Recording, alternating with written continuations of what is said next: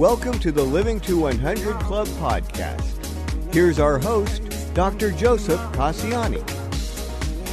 Welcome to all of our listeners tuning in today. This is Joe Casciani, your host for this program, and this is the podcast from the Living to 100 Club. Thank you for joining us and for being a member of our community. Here at the club, I promote the notion of living to 100 and doing all we can, mentally and physically, to live longer and healthier. But I also like to emphasize that living to 100 is a mindset more than anything, a metaphor for pushing ahead. So we can say that living to 100 is a great destination or goal, but also if living to 100 is not in the cards, we can always stay positive while trying. This is the important part, keeping the mindset that we want to live a positive life regardless of what the circumstances are. We meet every week to talk about successful aging, longevity, and about what gets in the way of living to 100. Our guests talk about strategies to live longer, healthier, and happier lives, and how to manage setbacks that inevitably surface for everyone. So thanks again for tuning in. Now, on to our podcast. Our guest today is Margot Arrowsmith. Margot has 3 decades of experience in counseling individuals and families. We explore ways that adult children can help their parents make important decisions about their future. We discuss her book, You Can Keep Your Parents at Home, and her personal story of helping her father care for her mother and then caring for him in her home till his death at age 93. First, a little background. Margot Arrowsmith is the author of the book You Can Keep Your Parents at Home and developer of the LOVE system, LOVE. She's a licensed clinical social worker with years of professional and personal experience with in-home parent care. Margot combines her personal familiarity with aging parents and 35 years of counseling families to present a unique perspective and series of solutions to assist people across the country and around the world keep their parents at home. Margot has a master's degree in social work from Hunter College. She's been licensed in clinical social work in New York and North Carolina. When her parents started to get older, Margot got to see firsthand how complicated, confusing, and frustrating it could be to find reliable, affordable care for her parents that allowed both her and them to continue enjoying each other's company and maintain the highest possible quality of life. Margot is dedicated to helping both aging parents and their children have the best possible experience as parents age. Margot, thanks very much for joining us on our program today. Well, thanks for having me. I love any experience to spread the word. Great. I love to have people share their expertise and their insights, so I'm looking forward to our conversation. I always like to open by asking our guests to tell us a little bit about the journey that brought you to where you are today. Well, it was actually a pretty long one. When I was a kid, I had 8 cousins and my brother and I were the ones that, well, we were kind of glad to, but I'm so glad we did. We were the ones that had to sit and listen to Grandma and Grandpa tell their stories. Mom made sure we did that, and I will thank her forever. I mean, I have stories that none of my cousins know about. But then when I was in high school, Grandma and Grandpa got sick, and they came to live with us for a little while, and then Mom found them a little apartment. But unfortunately, back in the 60s, which is when this was, there were no home health aides or home health agencies. It was very difficult, and Mom tried her best to keep them at home. She had a business, as with my dad, and eventually she had to place them, and it was a horrible place. It was dank, and it was just awful, and I won't bring us down talking about that.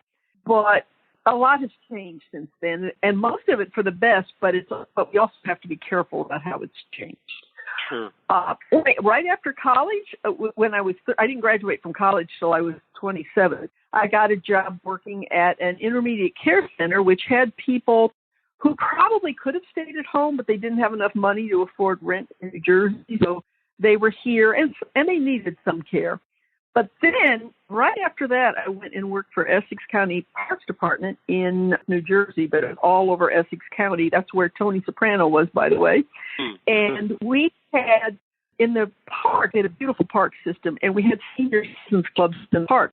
And these were people that would come out and they would socialize, and I took them on trips, which was, it's a whole other story, taking 6 busloads of senior citizens on a week-long trip. My mom and dad and they were in California, I was in New Jersey, and we all kind of settled into Raleigh, North Carolina. And I had a 750 square foot 2-story house in my backyard when I bought my house. So Mom and Dad went to live in it. It was wonderful. And for a long time, Dad helped me do most of my repairs. But anyway, then Mom started to need help. And, Dad had to do it. You said in that wonderful intro. And it worked out okay. But then Mom passed, and I had Dad come to live with me. And what I found out was that there's a lot of hostility to keeping parents at home, from doctors, from nurses, a lot of people who are being marketed to be convinced about how everybody should be in they're called senior communities. I call them silver ghettos. I think that there are some people who love them, some people don't. And I think it's really a shame to take old adults out of the community. They need to be there, and the community needs them. Yeah. So the hostility you sensed from the medical community, the message was, don't try to take care of your parents at home. Let us take care of them. We can do better. Was that the message? Exactly. Yeah. Pretty much. And I remember Dad had for a while when he was sick, and he got better.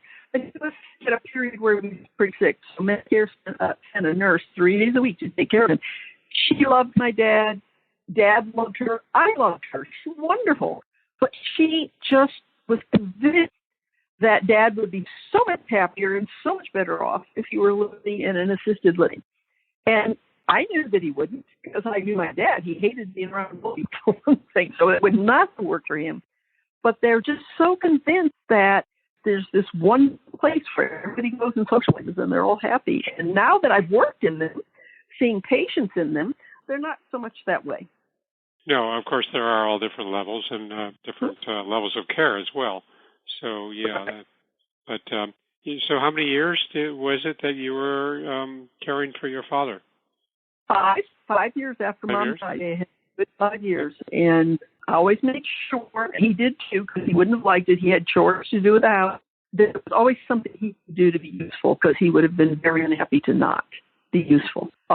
Another reason he would have liked an assisted living, because they don't want him to do anything. Everybody does for them. They don't get to do things. Yeah, it's important to have that purpose or meaningful activity or something that, helps them to wake up in the morning with a smile on their face and something to look forward to. And that's sometimes difficult to offer. Although I'm not generalizing, there are plenty of facilities that can do that. But yeah. Knowing that they still have value. Everybody, no matter how old you are, needs to know that they have value, that there's a reason for them existing even above and beyond their own self. They need to know that they contribute to the world. Mm-hmm. Yes, for sure. For sure. We need that meaningful activity and to feel like we're still contributing. Yeah, That's important. That's important.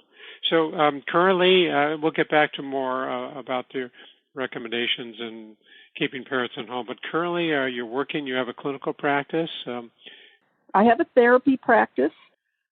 Probably now about 90% of my clientele are people over 65, people on Medicare.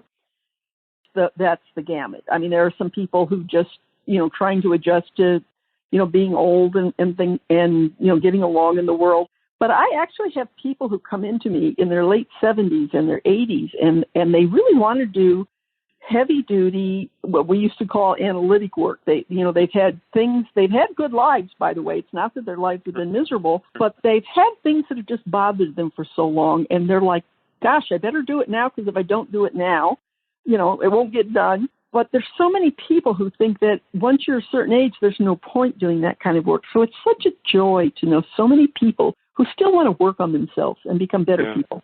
Well, that's good to hear. I know when I started years ago, outpatient psychotherapy with seniors was not very common. People tended to view therapy as, this kind of long-term problem-solving, readjustment, right. personality, configuration. So I know it has improved, and there's much greater acceptance for this kind of one-on-one counseling or group therapy. So I'm glad to hear that.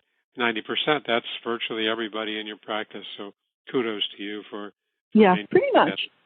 Yeah, great. What's also interesting is I have a few very young people. I have a young woman who's 22, and a young man who's in his 30s, and they don't seem to mind coming into a place called Silver Linings for Seniors and sitting with a bunch of old people. I actually like that. They're not put off by that. That's good. We can learn from each other, right? Yeah. Exactly. Do you do any teaching or consulting or anything else professionally? Well, I do speaking. I have a sort of a speech that it's meant to shake people up, but it's geared towards having people learn how to, as you said earlier, having to help their parents, but help them not by setting their lives up for them, but by giving them information instead of advice, and then letting, unless someone really can't, which is rare, by the way, and letting then the older person, the parent, make up their own minds about what they want to do. And I'm finding that one of the biggest problems that in families, and it's hard on families, is that somehow the children have been told that they're the ones that need to suddenly take over. And it makes for a lot of unhappiness for a lot of people, and it ruins relationships. Sure. Yeah, and the important element there, what you just said, is helping the individual, providing information so they can make informed decisions. Exactly. And give them whatever facts and figures or whatever is going on to let them make their own decisions. That's crucial. Sure. So I know in your book, and you've talked with me earlier about this, the whole demographic change in the U.S. and the aging epidemic, and you describe this aging epidemic here in the U.S., and that's running out of caregivers and being, the number of seniors, 70s, 80s plus, are living longer and, going to require more help and more assistance. Tell us about this aging epidemic. Yeah. Well, as we know, since the COVID epidemic and shutdown, a lot of businesses have had trouble, staffing, and the home health agencies have really also been hit by it. It's just harder for them to find people than that they used to, just like everybody else. There's some very good people who work in these agencies, but unfortunately, because they just can't get paid that much, and it makes it difficult. So hopefully that will straighten out, that eventually more people will start coming into this business, because a lot of the ones that I've known have really enjoyed the work. But yeah, so that's made it a little tight right now too. And a lot of the senior communities, the independent and assisted living places, have had some trouble keeping staff. Just like restaurants and every other business in this country these days. Sure. Yeah, and the shortage of caregivers, we keep hearing about that. And I think you're right. I mean, just the demographics alone, really tested the availability, but certainly with COVID and people pulling out of the job market and moving into other areas, that's complicated it. It's really exacerbated the shortage. Yeah.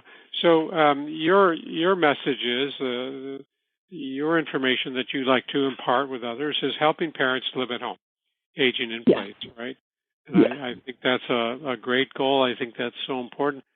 So tell us your reasons why. I mean, you touched on it earlier about some of the retirement communities and ALFs, but what are your thoughts about aging in place? Why is this so important? It's important, again, as I said earlier, for people to live around people of all different generations, to not be segregated, to not, old people here, young people there. I remember when I went to college at the University of Iowa, and I came home for Thanksgiving, and it was so odd because I realized that for 2 months I hadn't seen anybody over 25. Mm-hmm. And that felt weird. It didn't quite feel right. It's just so important for our communities and for the people who live in them that we know people of all different generations, and that we have those experiences, and that we annoy each other, and and do nice things for each other. It's part of being human. Yeah, the whole intergenerational mix, that's crucial. I had a guest on a few weeks ago on my program, and she's the executive director of a retirement community that's placed smack in the middle of a college in Purchase, New York. And, we discussed this very topic, the importance of sharing, and the students learning from the older adults and the seniors learning from the students and attending classes and all of that. And that makes for a very rich living environment. I love that. I love that. Yeah, look it up. Broadmoor, I believe it's Broadmoor, Senior Living. I will, because I have some ideas about some things I would like to do. So I will definitely be contacting people there and finding out what's going on. Mm-hmm. So what are the kind of directions for adult children in terms of doing what you did with your dad? And, what do they need to know? What kind of systems do they need to be aware of? What do they need to be good at? The most important thing, you're good at being a family member, but the most important thing is that people understand that they're not going to be able to do this on their own. And again, a lot of families have a lot of different economic situations, and I know that matters. But one of the things I write about in my book is how you can get creative about that. For instance, if, a lot of people, especially older people, belong to churches. A lot of the churches have organizations where they can get people to come and help. A lot of the churches have something called Stephen's Ministry, which is like a peer counseling type of situation where they're trained and supervised. But you can call the church and see if they have that, if somebody would like to come out. I tell you, when I was with Dad, one of the biggest mistakes I made was this. When we first started, just the two of us, we'd go to the grocery store, and he'd go his direction, and I'd go my direction. And he always took a few minutes longer than I did, but it wasn't that big a deal. But it started to get longer. Like I'd have to wait a half an hour for him. So the mistake I made was that I would I'd say, Dad, write me a list and I'll go get your groceries. Well, the mistake is that number one, he wasn't getting out of the house. Number two, he didn't have the autonomy to buy his own groceries. So what we did was we found a neighborhood woman who had young children, and she didn't want to work because she wanted to be with her children, and couldn't work anyway because she needed to be with her children. But, for $15 an hour, she was perfectly happy to take Dad to the grocery store. And he could be as slow as he needed or wanted to be because, she was getting paid by the hour. She wasn't impatient like I was getting. And then because I didn't have to spend, that long period taking him to the grocery store, he and I could do more fun things together so that the time we had together was actually fun. So what I suggest, and again, I know it's different for different families, but, you do the things that are fun and that are enjoyable with your parent, and as much as possible, the things that you don't enjoy doing, have somebody else help them with if they need it, but also very much encourage them to do as much as they can on their own. Yeah, I agree. That's so important. It can be faster when we do it for somebody. I mean, I saw this countless times in long-term care nursing homes, and, I would always encourage nurses and CNAs to allow the person to do whatever they can for himself or herself, getting dressed, hygiene, all of that. Because it might be faster, but when we do it for them, it creates that dependency, and it helps us, to kind of hasten their. Exactly. I'm so glad you did that. I wish more places would do that. It's the way to go. Yeah, and that's a good point. Even with Dad, I had 2 Dalmatians at the time. He let them in and out. And he would go to the kitchen and he would load and empty the dishwasher. Now, he had to sit on his walker to do it, and it took a long time, but so what? So what? It took a long time. I mean, it didn't bother me, and he usually did it while I was at work anyway. But they need to have things to do. Sure. Yeah, and that's a good tip. Rather than spend time that's maybe a little bit tense or frustrating or impatient, let's see if we can get someone else to help with some of those tasks and reserve the time together in a more positive way. I like that. By the way, besides, again, like there might be a young mother in the neighborhood who wouldn't mind picking up a few extra dollars. I know where I live in Raleigh, North Carolina, high school kids are all required to do some volunteer work before they can graduate from high school. So, if that's true where you live, contact a local high school and find out if there's a kid who'd like to come over and play cards with your parent or take them for a walk. And they're going to be getting school credit, so they're happy. Again, it also gives them more contact with younger people and more contact with other people because they don't want to just see your face. They want to see other people. Yeah, continue to mix, offer that stimulation and interchange. Yeah. So what about healthcare, doctor visits, managing medication, all of these items? How do you help adult children kind of learn what they need? All right. I did things a little different. Now, I understand that, some parents that are living with their children can't do this on their own. So I get this. So what I'm talking about is the ideal. But I didn't take Dad to the doctor. When he was driving, he went by himself. And after he couldn't drive, Raleigh has a cab that would pick him up for $1 each direction and door to door and take him wherever he wanted to go. One of the reasons for this, again, it gave him more independence. But the other problem that really bothered me was as Dad started to get older and I was there, Dad would ask the doctor a question and the doctor would look at me and give me the answer. And when I wasn't there, when it was just Dad, they'd had to talk to him. And that's really what they needed to do. Now, like anybody else, when he had his heart surgery, I went with him for the post-op conversation because everybody, I don't care if you're 30, if you have a serious surgery, you need to have somebody with you when you go to post-op because you just need more people to listen. But for day-to-day things, I took him to his eye doctor because he had macular degeneration, so he had to have shots in his eyes. So I took him there because obviously he couldn't get there on his own. But everything else, as much as possible, he did on his own. There's also something to look into, which we did get after a while. Around here, it's called Doctors Making House Calls.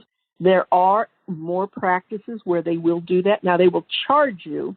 It's costly because they will charge you for the time it took them to get to your house. And, insurance doesn't pay that.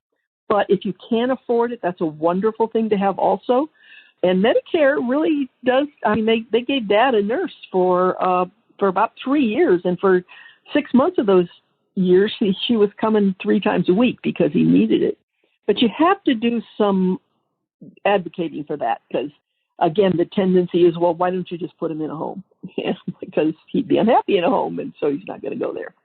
Yeah, let somebody else handle all of these responsibilities. It does take a lot of kind of research and, looking to see what resources are available. And as you say, letting the parent visit the doctor on his own or her own, and so that the information is shared between the provider and the patient rather than the provider and the intermediary. Right. I like right. that. Exactly. Sure. And again, most people really can do it on their own. Some can't. And again, I'm not fanatical where I think everybody has to. But you'd be surprised how many people really can do that on their own. Yeah. What you're really talking about a lot is that encouraging this independence and not building that dependency, not interfering with the person making, their own decisions, and exactly. really letting him kind of live his own life and not exactly. Even though it's, as I said, it's faster, maybe it's quicker, maybe it's done better when we do it, but that diminishes the reality of the situation. You're right. Exactly. Yeah. What about financial decisions? Where do the adult children come into play here? Well, again, it depends on who your parents are. Dad was paying his own bills and writing his own checks right up until the end. What we did was, I didn't charge him any rent, but we split the utilities in half. And, but it was going to be different for different families. I do want 2 things to remember, though. One is make sure that those things are talked about and settled before you move in together. You don't want somebody moving in and then all of a sudden saying, oh, wait a minute, I didn't know that. You want to get all that stuff down on paper, almost like a contract, although not quite so formal, before they move in. And you do not want to mix monies. His money was his money, and he gave me a check for half of the utilities. But it's very important that they have their money and I had my money. But again, it's going to be different from family to family, depending on the financial situation, number one. But I would even say, even if your parents have hardly any money and you're doing fine, let them pay for something. And Dad always, whenever we went out, Dad always insisted on paying because again, he was living rent free, but it's not even the money there. It was just so important to him to be able to pay for a dinner out. Yeah. Well, I think in many ways your situation might have been easier than if there was a mix of adult children in the family, like several siblings, especially yes. disagreement, because that's very much common, as we know. And if you have a one-on-one relationship, that's ideal. But sometimes there's a brother or a sister who may not agree with that approach. Well, I was lucky. I have a brother. However, he was in California, so he did disagree on some things. But it was, you're very right, and I'm glad you brought that up. And also, frankly, I didn't have a husband, so that made it easier. I'm not saying it can't work if you're married or have children at home. It's just a different situation. And, sometimes I will be more than happy to talk with people about their particular situation and help them kind of figure out, well, your book is fine and the way you did it was fine. However, I have a husband and a, 30-year-old daughter who's still living at home, and really help them figure that out and kind of look at what the problems are. Yeah. Yeah, everyone has their own mix of variables, right? Doesn't mean it can't work. It just means that you might need a little more consultation to do that. Sure. Yeah, especially when there's a disagreement about selling the home, or, should Dad or Mom live with me, or should we live with somebody else? Or, all kinds of decisions. And I guess what you're saying is the process is more important than the content. And that is, make sure you tackle these topics. You discuss them and find ways to move forward and find compromise. Except, and that it's clear that it's clear. Yeah. That it's very clear what's going to happen and who's going to pay for what. That's so important in the future. Sure. What about you have a LOVE system? I mentioned that in the intro. LOVE. What's that all about? Gives you a framework for doing this.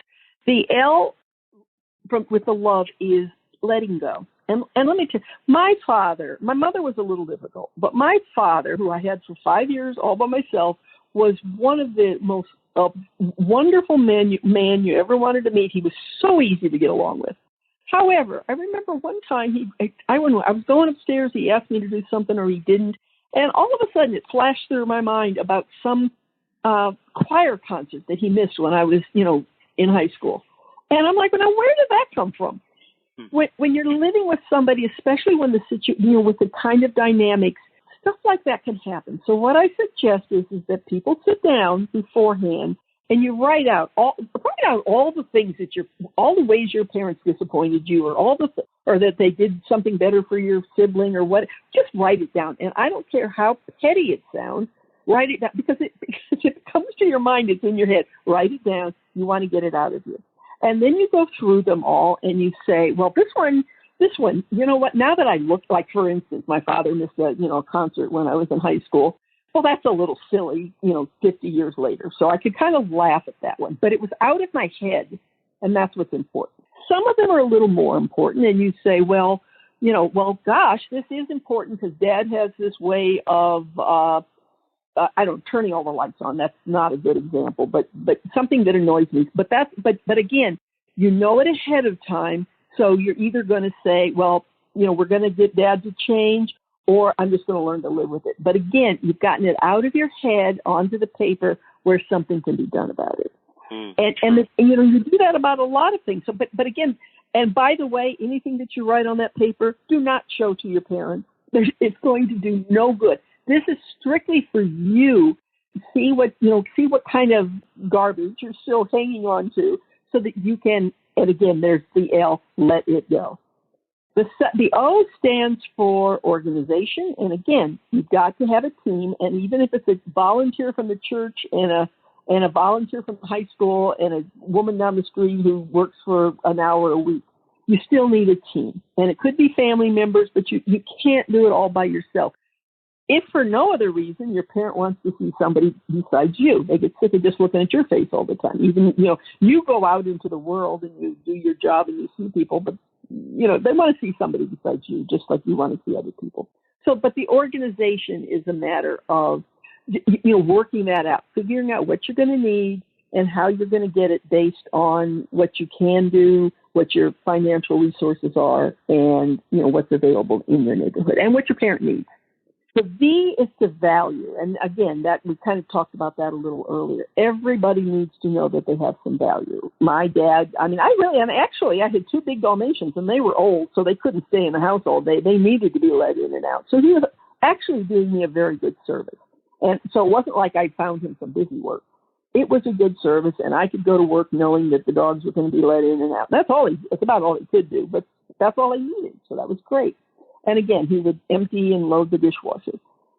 So finding a value of what they could do as to where they are, and also valuing yourself and your own time so that you know that what you're doing, while you're not perfect, is good enough. D.W. Winnicott, who's a child psychiatrist and analyst way back in the 50s, but he came up with a phrase, and this was back when everybody was blaming mothers for everything. And he came up with a phrase. He said, all anybody needs is good enough parenting. Well, when you're taking care of your parents, all they need is good enough too. And sometimes if it's too good, it could become more of a problem anyway. So value yourself for what you're doing, and do try, of course, to keep what you do for them to be in the fun area and not so much in the drudgery.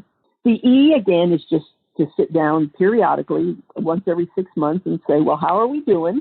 Is mom getting to all of her doctor's appointments? How is her health still? Does she like the people that are coming to help?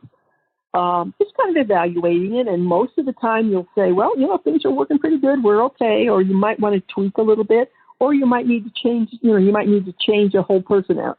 But that's important to do depending on the situation, about once every 6 months. Yeah, and waiting too long makes that list longer, of course, so keeping it... And more complicated. Not just longer. Yes, it does, but also more complicated. Yeah. So, yeah. And heavier, too. Yeah. And heavier. So much bigger in our mind. The longer yep. we Oh, yeah. Yeah. And then you get to the point where it's so long, you just, I can't even do it, and then it gets longer. So, yeah. So, sure. so make sure you do it on a regular basis. Whether it's 3 months or 6 months, make sure you do it on a regular basis. Yeah, that's a great list. I like that. L for letting go. Be ready to let go of some of those old hurts or disappointments or resentments and get that off your chest. Not necessarily share it with the Not folks, to them. Not yeah. to them, but for yourself. Yeah. And the O for organization. Be prepared. Get the team. Get the resources in the community. Get to whoever is needed, whatever your financial means will allow. But have this plan for support, whatever you can hold together. Yeah. And the value, make sure you offer opportunities for the person to feel valued, to still have that sense of purpose and meaning, and that goes a long way, I agree, because that can overweigh any kind of physical decline as long as we have some sense of, strength and, kind of our own value in our own mind. That can outweigh that poor eyesight and poor vision and needing a cane, all that.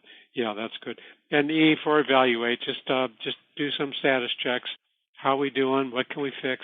I think that's important, especially to point out what's going right. It's easy to find out what's going wrong, but let's put the spotlight on what we're doing right. Hey, I'm really glad that you're still doing this, or I'm really glad that we can talk about that. So let's point out some of these successes, because that's what builds the progress and kind of allows for more of that. I want to add one more thing, and this gets, you were talking earlier about it is more complicated when you have siblings. Sometimes it's better, but most often it's more complicated. For instance, like if you need to spend some money remodeling a bathroom to make it safe for your parent, use your parents' money for anything like that. Or anything, and Dad didn't have a lot of money at all. He couldn't have even afforded to go to an assisted living. But like when he decided he wanted to have someone come in during the day for a few hours, he paid for that. And here's the deal. Because when they die and you have siblings, your sibling most likely is not going to say, well, gee, you did all this and you built that bathroom, so we're going to pay you back for that. That's not going to happen. I'm just going to tell you, if you think it's going to happen, I mean, maybe, but it's not going to happen. So in order to avoid fights with the family, mom or dad, as much as they can, they pay for their own care. And again, any renovations that need doing, they pay for that. And then that way, whatever money's left over, then, you all split it up fine. And there's no you feeling resentment because you had to spend all this money while they were alive. Yeah. Don't expect to get it back when the siblings will not look at it. I mean, rarely will siblings look at it that way. So just to avoid family confrontation, just get it done ahead of time. Good advice. Good advice. What about when we have to work, when the adult child has to work and we have mom or dad in the home, and how do you balance those two worlds? Well, you go to work. And you can call them. You go to work. If they can't prepare lunch, then you have somebody come in and get them lunch. But you go to work. I mean, this idea. I mean, if your parent has like advanced Alzheimer's, that's a whole different situation, and that's not what I'm talking about. But I don't know where people get this idea that if they have an older person living in the home, that person has to be constantly watched, because it's not the case. I used to have this. I used to visit people in their houses for therapy. And I had this woman who actually had advanced Alzheimer's. I'm not recommending this, by the way, but she had advanced Alzheimer's. And she lived in her townhouse all by herself. Her daughter lived like a block away, but she lived in her townhouse all by herself. And every night, as many times as I saw her, the night before, she'd call me up and she'd say, I have your name here. Who are you and why are you coming? And then the next day I'd go and knock on the door and she'd say, who are you and why are you here? Now, we could do therapy, believe it or not. But the point is, and I'm only mentioning this story not to say that it should be tried by very many people. Her house is spotless, by the way. But you'd be surprised. They don't need to be watched over all the time. And in fact, it's not good for them. So go to work. Again, if they need massive nursing care, like if they're bedridden, have your doctor write a prescription to have Medicare send somebody over to do that, because Medicare will do that. You don't have to stay home and do it. You need to have your life, and you certainly most likely need the income from your job. Of course. Now, it occurs to me as we talk about these different situations, the older adult could be living in their own home, his or her own home, and the adult children are living separately. It's not. I'm so glad you mentioned that. Because keeping your parents home doesn't mean keeping them in their home. Yeah, if your father is living with you, that's one thing. But when he's living in his own home or his own apartment, that puts a little different perspective on things, right? Right. I will tell you this. I mean, if that's what they want to do, that's fine. As long as, for me, it would have put, I mean, Dad couldn't do it anyway because he couldn't afford an apartment. So his Social Security was very low. But it would have been more stress on me, because then I would have felt the urge to have, like, I would have had to go see him every night. And the way it was, like, I had 2 bedrooms downstairs, and he had a living room and a bed and a bedroom. And I would come home, and a lot of nights I would come and sit and we'd watch TV, but a lot of nights I'd just come in and say, "Hi, Dad, how you doing?" And I'd go upstairs and do my thing upstairs. For me, it was much easier to have him in my home because, again, I didn't have to, because I would have felt pressure to make sure that I visited often enough. This way, I got to see him twice a day. Even if it was just to say hello, I got to see him twice a day. But yes, it can. But keeping your parents home can mean staying in their own home. And again, it may or may not mean that they're going to need more help. Don't assume they're going to need more help, and especially if they have friends in the neighborhood. A lot of people who have lived in the same neighborhood for 40 years know who their neighbors are. So they may not need as much as like my dad had moved here from California, so he didn't know anybody. But don't assume that your parents can't be in their own home either. But again, then you want to give them a lot of information about how to get things done that they can no longer do. Like, for instance, I know you love to plant flowers and do that, but there are people who will come and mow your lawn, because that's kind of strenuous work for you. So yeah, I'm glad you brought that up because yes, Sure. that staying home can mean staying home too. Yeah, different perspectives, of course, and different responsibilities, depending on where parents are living. Yeah, that's important. Tell us about your YouTube channel, Age Out Loud. What's on? Oh, I'm glad you brought that up. Well, it's on YouTube. It's called Age Out Loud. I have several different playlists. One of my favorites, by the way, when I was at 6 months old, my mom and dad bought their first of 3 small-town weekly newspapers in Iowa. And when Dad was 91, I sat him down. This was back when YouTube would only take like 4-minute videos. I sat him down and I had him talk about this. And when I first started, because he was kind of shy, he's like, "Oh, I don't have anything to say." It didn't take very long before I'd have to say, "Dad, we're at 4 minutes. We have to stop now," because he had so much to say. So one of the playlists there is my dad. Another one, I have this wonderful 87-year-old flamenco dancer who does an amazing dance, and she reads poetry she wrote. I also have, and this is very important, I have a playlist that I did that is about 12 videos, and the heading of it is "Just because you're old doesn't mean it's dementia." And I list all of the different things that, because dementia isn't technically a thing. Dementia is a grouping of symptoms that seem to look alike.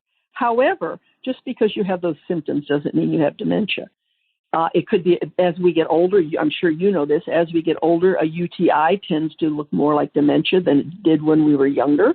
It could be because somebody's on way, way too many medications that are interacting with each other, so they look like they have dementia. I mean, it could be depression. It could be all sorts of things.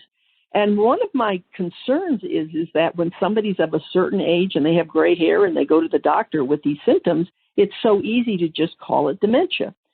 My recommendation to people, whether it's you yourself or whether you're doing it for a loved one, if a doctor gives you a diagnosis of dementia, which you might have, people have it, but the first question that you want to ask is, if I were 45 years old, what else would you be looking for besides dementia?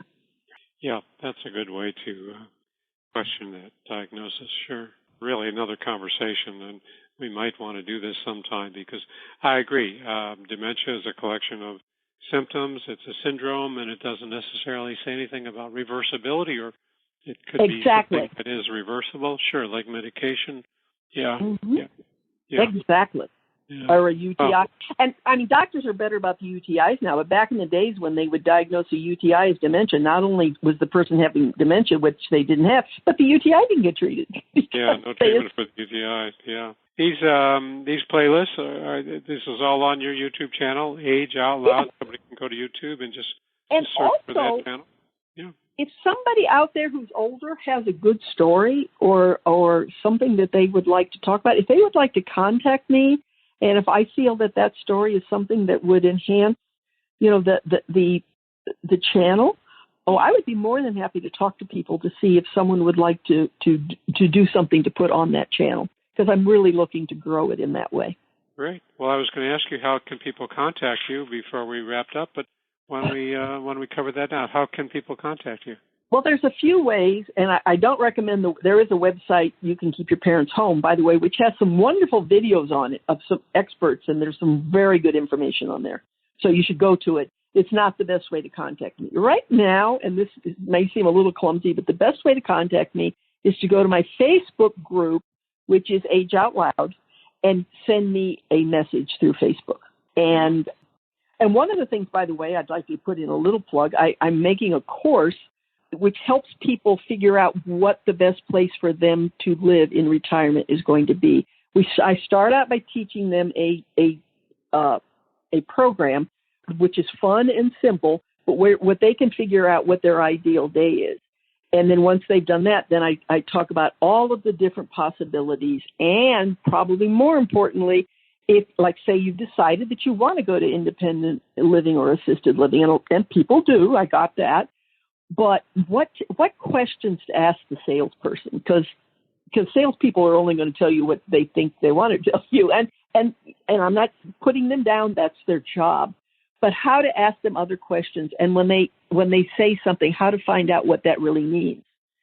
And again, the course is going to be coming out in a couple of months. If people are interested, they can also go to my Facebook group, Age Out Loud, and tell me that they're interested and give me their email, and I'd be happy to notify them.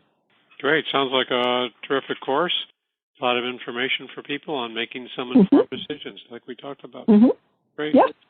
So before we wrap up, what would you like our listeners to take away from our conversation today? What would you most like them to take away? Aging happens. However, you don't stop living just because you're getting older. And too many people, again, just like the doctors occasionally do, will look at their hair and they look at their age and maybe their hip hurts a little bit. And so they assume there's so much that they can't do anymore. And there always is. There's a way to do it. One of the women I'm doing psychoanalytic work with is 83. And up until just before COVID, she was dancing around she was doing competitions. And now, she's gotten a little older and she knows she can't do that anymore, but she still takes a class with her instructor. There's even if you have to dial back a little bit, never stop until you're dead. Because once you stop growing, it's all over. Whether you could live another 20 years. I say this to people a lot. Do you really want to live another 20 years like this? Or how about we make it better? Yeah. Well, you're preaching to the choir here, if that's the expression. Yeah. I agree. Let's keep opening new doors. We don't know what lies ahead. Let's keep starting new chapters and opening new doors. Great. Mm-hmm. Thanks for that. Great conversation. Since we are out of time, though, I just want to remind our listeners about a couple of things. Please feel free to visit our website, my website, livingto100.club. Sign up for our email list and download a free copy of my 9 tips to make living longer enjoyable. While you're there on the website, please be sure to peruse our library of blogs and podcasts. And finally, if you're interested, reach out to me to schedule a presentation for your group in person or online. I think there's value in helping older adults feel inspired about their future. Margot, thanks so much for being a guest on our program today. I really appreciate it. Great conversation. I know our audience will appreciate it as well. Well, thank you for having me. You're welcome. And thanks to everyone for listening to our episode today, and hope to see you next time.